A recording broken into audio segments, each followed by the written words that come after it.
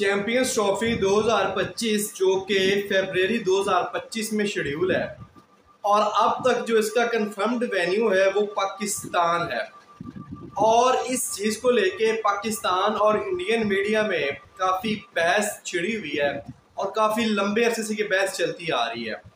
Indian media का कहना है कि चैंपियंस ट्रॉफी अव्वल तो पाकिस्तान में होगी ही नहीं, और अगर होगी भी तो इंडिया उसमें पार्टिसिपेट नहीं करेगा, इंडियन गवर्नमेंट टीम को या बीसीसीआई को अलाउ ही नहीं करेगी।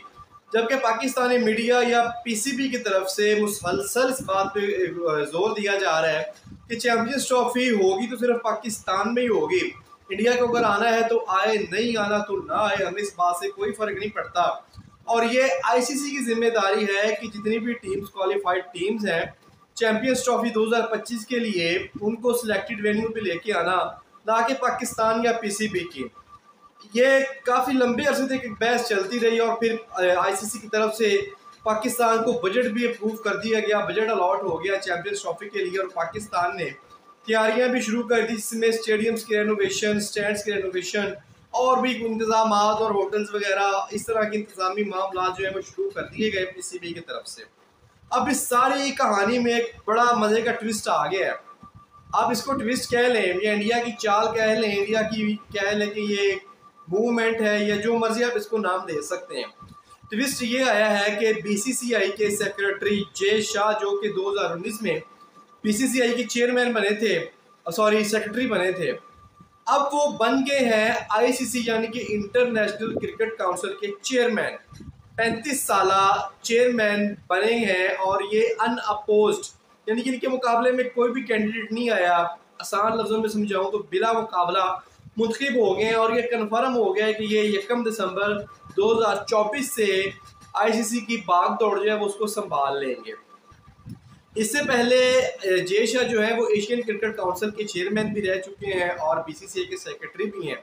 इन्हीं के चलते जो पाकिस्तान में एशिया कप खेला गया था 2023 में आई थिंक खेला गया था, वो हाइब्रिड मॉडल के तहत करवाना पड़ा था। पाकिस्तान और श्रीलंका दो वेन्यूज रखे गए थे, इंडिया अपने मैचेस श्रीलंका में जाकर खेलता रहा है और पाकिस्तान को उसकी वजह से काफ़ी नुकसान उठाने पड़े थे।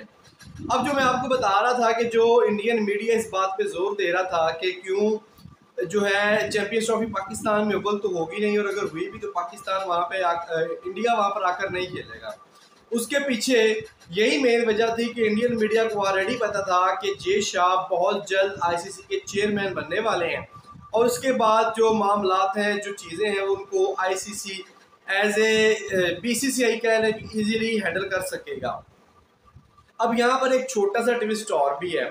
वो ट्विस्ट ये है कि आईसीसी के सारे फैसले, सारे मामलात सिर्फ और सिर्फ चेयरमैन हैंडल नहीं कर सकते, बल्कि एक बोर्ड ऑफ गवर्नर होता है, उसमें वोटिंग होती है।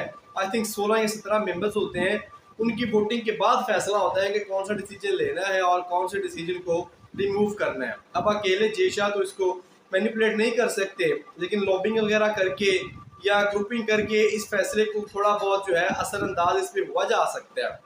लेकिन जय शाह ने ये वाला इलेक्शन जीतने के बाद एक छोटी सी स्पीच दी है या कुछ वर्ड्स या कुछ इजहार उन्होंने किया है, वो भी मैं आपको बताता चलूँ कि उन्होंने ये कहा है कि वो बहुत हम्बल है आईसीसी का चेयरमैन बन के, और उनकी कोशिश होगी कि वो क्रिकेट को, खास करके जो ओलंपिक्स 2028 में क्रिकेट एंटर हो रही है वहाँ पे क्रिकेट को ज़्यादा से ज़्यादा फ़रोग दें और जो टेक्नोलॉजीज़ आ रही हैं, नई टेक्नोलॉजीज़ आ रही है, उसमें क्रिकेट का बेहतर इस्तेमाल कर सके उनको क्रिकेट में ला के।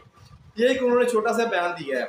अब जो पहली असाइनमेंट है जय शाह की चेयरमैन बनने के बाद, वो चैंपियंस ट्रॉफी 2025 ही है, क्योंकि जैसे वो चेयरमैन बनेंगे ठीक 2 महीने बाद चैंपियंस ट्रॉफी 2025 जो वो स्टार्ट हो जानी है।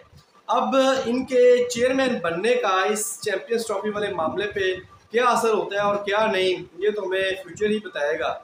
लेकिन पाकिस्तानी मीडिया और पीसीबी जो एक बोर्ड है वो इस वक्त ज़रूर अलर्ट हो गया है कि अब इस मामले के साथ कैसे निपटा जाएगा। बहरहाल देखते हैं, फ्यूचर ही बताएगा कि इस मामले को किस तरह से हैंडल किया जाएगा।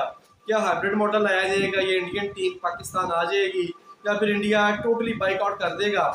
3-4 ऑप्शंस हैं और इस वक्त इंडिया का पलड़ा भारी होता हुआ नज़र आ रहा है, क्योंकि आईसीसी चेयरमैन ही एक इंडिया का पर्सन बन चुका है 35 साल यानी कि जो, और ये हिस्ट्री के यंगेस्ट चेयरमैन भी बन चुके हैं आईसीसी के जय शाह। तो अब देखते हैं कि ये कहानी किस तरफ रुख इख्तियार करती है। ये थी आज की वीडियो का अपडेट। उम्मीद है वीडियो को पसंद आई होगी। चैनल को सब्सक्राइब कर लें। जल्दी आपसे दोबारा मुलाकात होगी। अपना ख्याल रखिएगा। अल्लाह हाफ़िज़।